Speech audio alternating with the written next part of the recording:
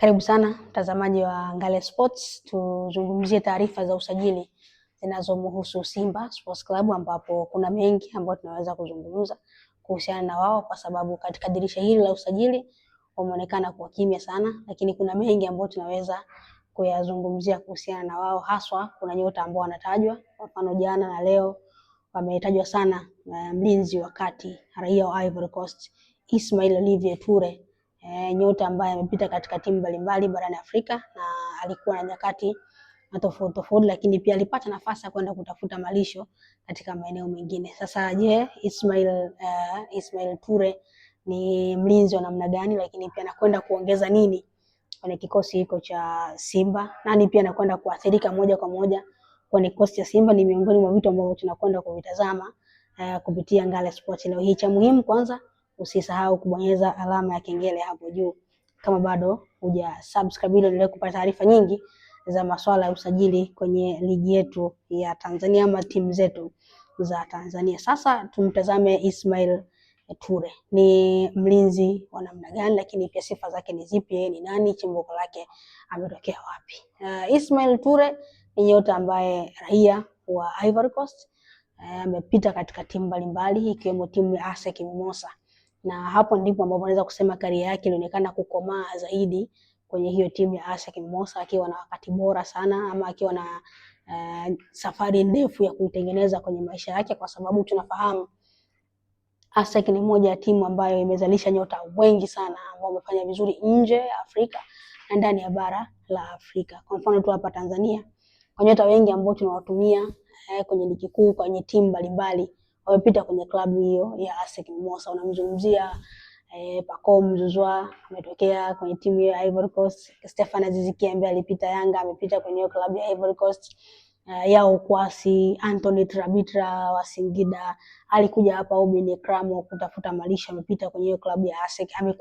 Kwa kifupi, ASEC imekuwa ni moja ya timu ambayo inafanya vizuri sana kwenye kuzalisha wachezaji ndani na nje ya mipaka ya bara la Afrika. Sasa Toure ni miongoni mwa nyota ambaye alipata makuzi yake kwenye timu zingine za madaraja ya chini kwenye kikosi akiwa nchini kwao Ivory Coast, na baadaye akapata nafasi kwenye timu hiyo ya ASEC Mimosas, na aliwahi kuja hapa Tanzania kwenye mwaka 2021 kama tutakuwa tunakumbuka vizuri, wakati ASEC Mimosas anakutana na Simba kwenye ligi ya mabingwa barani Afrika. ASEC alipoteza kwa magoli 3-1. Miongoni mwa wachezaji ambao walikuwemo kwenye ule msafara, Toure na Ismail alikuwepo kwenye kile kikosi, na ni nyota ambaye unasema aliendelea kupata malisho sahihi na akapata nafasi ya kwenda kutafuta malisho nje ya taifa lake ambalo ni Ivory Coast, akaelekea kule Afrika Kusini kwenye klabu ya Malumo Gallants. Malumo Gallants ambayo ilifanya vizuri pia kwenye kombe la shirikisho barani Afrika. Kama tutakuwa tunakumbuka, Yanga aliyewahi kucheza mmoja katika zile hatua za mtoano na timu za Afrika Kusini ambayo ilikuwa ni Malumo Gallants, na waliondosha na kuendelea ama na kusonga mbele katika fainali ya kombe la shirikisho barani Afrika. Miongoni mwa nyota ambao walikuwepo ama wamepita kwenye kikosi cha Malumo Gallants kwa wakati ule, alikuwepo na yeye kwenye hicho kikosi, kwa maana ya Ismail Toure kwenye kikosi kile cha Malumo Gallants. Lakini mambo hayakwenda vizuri. Kama tunakumbuka, Malumo haikufanya vizuri kwenye ligi kuu, kwa hiyo maisha yao yakawa magumu sana. Mwisho wa picha, Ismail Toure akaenda kujiunga na Stellenbosch ya Afrika Kusini. Sasa hapa kwenye Stellenbosch ya Afrika Kusini kuna vitu vingi sana ambavyo vimejitokeza, ambavyo pia kumbukumbu za hivi karibuni hata wewe ambaye pengine ni shabiki wa Simba ama mfuatiliaji wa mpira unaweza ukawa unaipata hiyo sura ama taswira ya huyu Ismail Toure. Toure ni mlinzi wa kati ambaye alikuwa anacheza panga panguo kwenye kikosi cha kwanza cha Stellenbosch ambacho kilicheza nusu finali ya kombe la shirikisho msimu uliopita dhidi ya Simba. Alicheza dhidi ya Simba akiwa yeye pamoja na Molai Sane kama walinzi wa kati. Walikuwa pembeni, huku kushoto alikuwepo Fawaz Basadien. Ni nyota ambaye alikuwa na wakati bora sana katika eneo lao hilo la kushambulia, eneo la ulinzi walikuwa na wakati mzuri. Ni miongoni mwa mlinzi ambaye alikuwa pia na performance bora sana kwenye eneo la ulinzi kwenye kikosi hichi cha au tunazungumzia hapa kikosi cha Stellenbosch ambacho kiko na nyota wengi akiwemo kina Lesiba Mkuu ambao baadaye wamekuwa na wakati bora kwenye kikosi cha Mamelodi Sundowns. Alikuwepo Ashley Kupido kwenye kikosi hiko cha Stellenbosch. Alikuwepo somebody Dion kwenye eneo la ushambuliaji. Hicho ni kikosi ambacho tunakizungumzia hapa, kimecheza kombe la shirikisho nusu finali msimu uliopita dhidi ya Simba, ambapo huyu Ismail Toure alikuwepo kwenye hicho kikosi. Manake washambuliaji wa Simba hawa kina kina Kibu Dennis wamemuona ama wamemshuhudia Toure kwenye eneo hilo la ulinzi kwa kikosi kile cha Stellenbosch. Kukumbusha tu kwamba kocha wa sasa wa Simba Steve Barker amefanya kazi kwa karibu sana na Ismail Toure. Kwa hiyo ushawishi mkubwa ambao umetumika wa Toure kujiunga na Simba, ikiwemo kufanya kazi na kocha ambaye shafanya naye kazi katika safari ambayo ilikuwa mafanikio makubwa sana kwa wao kwenye ile michuano ya kombe la shirikisho barani Afrika. Baada ya ile finali akaenda kujiunga na timu ambayo ipo katika inashiriki ligi ya Falme za Kiarabu, naizungumzia Banias. Hakuwa na wakati bora sana, lakini pia wakaamua kuvunja mkataba. Kwa hiyo atajiunga na Simba kama mchezaji huru ambaye hakuwa na timu yoyote. Yani ieleweke hivyo kwamba Simba sio kwamba wanamnunua. Yeye alishavunja kandarasi ama alishaachana na Banias ambayo inashiriki ligi kwenye Falme za Kiarabu. Kwa hiyo hakuwa na timu mpaka tetesi za yeye kujihusisha ama kumhusisha kujiunga na Simba. Sasa tumwangalie ni beki wa namna gani, ana sifa zipi, ana tabia zipi, anaweza kufa kitu gani kwenye kikosi cha Simba.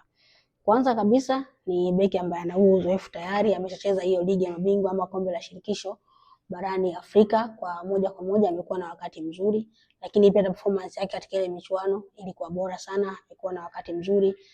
Unazungumzia nyota ambaye anaweza kucheza kama mlinzi namba 5 kwenye kikosi chao, wakati namba 4 pale huenda akacheza Rushin Deriak kwenye kikosi hicho, yeye akawa anafagia ama anaosha kwenye eneo la mwisho kutokana na mazingira ya aina ya nyota ambao wapo kwenye kikosi cha Simba. Kwa nini beki wa kati na ilhali Simba na nyota wengi kwa sasa? Wanaye Baraza Kamza, wanaye Rushin Deriak nimemtaja hapo, wanaye Shamu Karabu, wanaye Wilson Nangu ambao wamemsajili. Ukiangalia Nangu anakosa ukomavu na uzoefu mchuano wa kimataifa, japo ametumika kwenye mechi iliyopita, lakini unaona kabisa ni kwa sababu ya majeraha ambao amekuwa anakutana nayo mabeki wakati. Lakini pia Shamu Karabu anaonekana changamoto kubwa sana ya kiufundi, namna ambavyo ananyumbulika, namna anafanya maamuzi katika eneo la mwisho, inawezekana ikawa ni changamoto kwa wao. Baraza Hamza tangu aumie anahitaji safari ndefu sana ya kurejea kwenye eneo lake la ulinzi kwenye kikosi cha kwanza. Kwa hiyo ni kama vile wanabakia Nangu, Shamu pamoja na Rushin Deriak ambao pia wanahitaji muda pengine wa kufanya kazi kwa pamoja na kuwa na wakati bora. Kama Rushin Deriak kama Ismail Toure ataingia kwenye kikosi cha Simba ama atatambulishwa Msimbazi, maana yake Rushin Deriak pamoja na Toure watakuwa ni chaguo la kwanza mbele ya Shamu Karabu, mbele pia Wilson Nangu ambaye anaendelea kujifunza kwenye kikosi hiko cha Simba. Ana urefu wa 1.86, ni kimo ambacho kinatosha yeye kwenda kushindana katika eneo la ulinzi. Amekuwa na wakati bora kwenye mpira ya juu, amekuwa wakati bora pia kusaidia timu pale ambapo inakwenda kushambulia. Kwa hiyo ni mlinzi ambaye hakuwa na timu baada ya kuachana na Banias, lakini amepita katika timu ambazo zimekuwa na wakati bora kwenye ligi ya mabingwa na kombe la shirikisho barani Afrika. Hapo nazungumzia ASEC, lakini pia hao Malumbo Gallants ambao walitolewa na Yanga kwenye kombe la shirikisho barani Afrika, lakini pia hao Stellenbosch ambao walitolewa na Simba kwenye nusu finali ya kombe la shirikisho. Kwa timu zote hizo Toure alikuwepo kama mlinzi tegemeo kwenye kikosi cha Simba. Kwa hiyo huenda akawa ni beki ambaye anakwenda kutibu tatizo ambalo linajitokeza mpaka pale ambapo nyota wengine akiwemo Baraza atakapokuwa amepona, atapata challenge sasa kugombea namba, lakini kwa sasa inawezekana ikawa Toure ni bora zaidi kuliko Shamu Karabu, lakini pia kwa ukomavu na uzoefu ni bora zaidi kuliko Wilson Nangu ambao wapo kwenye chaguo la kuchaguliwa pengine kama beki namba 5 ama beki namba 4 kulingana na kile ambacho wanaweza kukiofa kwenye kikosi chao. Huyo ndio Ismail Olivier Ture, nyota ambaye anatajwa kwenda kujiunga na Simba. Mimi ni Salama Ngale na hii ni Ngale Sports. Usisahau kusubscribe.